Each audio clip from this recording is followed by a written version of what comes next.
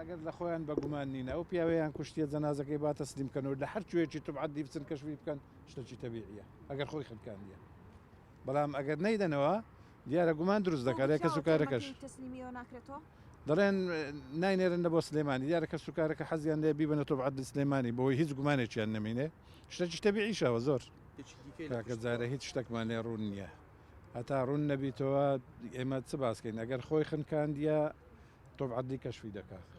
ئەگەر کوشتیت یان هەر لە توبعەدی کەشوەبی ئێمە ئێستا لە تاریکی ناتوان یە قسە بکەین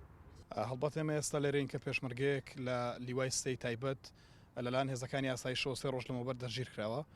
نازانین کە تا ئێستا ئەمری حاکمیان پێ بۆیان پێیان نەبووە بەڵام لەژێر هەر پاساوێک و بە هەر نوعێک و بە هەر شێوەیەک بێت بە هەموو شێوەیەک ڕەتی دەکەینەوە قابلی قبولکردن نییە چونکە پێشمەرگەیەک لە سزن ئێستا تەقریرەکە تا ئێستا نهاتوە لە ئاساییشەوە باس لەوە دەکەن کە خۆی خنکاند بێت ئێمە هەمومان زانین کە ئەحکامەکانی خنکاندن چۆنە واروە ئەحکامەکانی گرتن چۆن لە هەرێمی کوردستان کاتێک کە ئاسایشێک یاخود پۆلیسە یاخوا وڵاتیەک دەگیرێت بۆی نە هیچ شتێک لەگەڵ خۆی وەسیلەیەکی خنکاندن لە خۆی بەرەتە ژوورەوە کەواتە بە هیچ شێوەیەک ڕێیتە ناچێت ئێمە تا ئێستا چاوەڕوانی تەقریری کۆتایی توێکارین و لە هەمان کاتژدا چاوەڕوانی تحقیقی کۆتایی حاکم دەکەین و لێرەوە داوا دەکەین کە بە زووترین کات حکوومەتی هەرێمی کوردستان وەزارەتی ناوخۆ ئەنجومەنی ئاسایش پەرلەمانی کوردستان سەرۆکایەتی هەرێمی کوردستان زوو بە زوو بێنە سەرخەت و وەڵامێکی مقنعمان پێ بڵێن چونکە قابلی قبول نییە پێشمەرگەیەک بەبێ ئەمری حاکم لە ماڵەکەی خۆی برێت دەرەوە دوای لە توبعەدی تەلەفۆن بۆ خێزانەکەی بکرێ پێی بوترێت کە ئەمە خۆی خنکاندووە